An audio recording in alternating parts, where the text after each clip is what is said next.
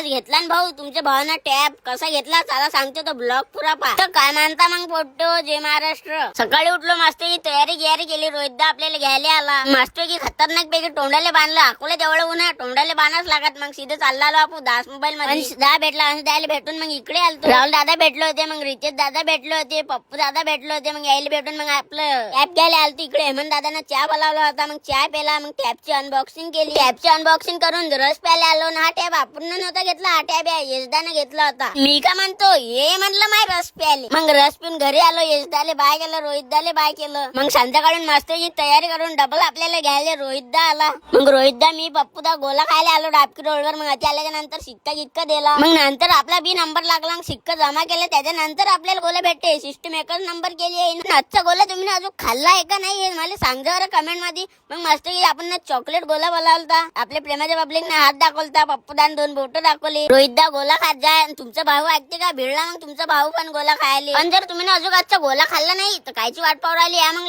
लवकर आणि ज्याने खाल्ला आहे ते कमेंट मध्ये सांगा. मग लवकर भेटू मग आता आपण पुढच्या ब्लॉग मध्ये. तत्पर्यंत # जय महाराष्ट्र.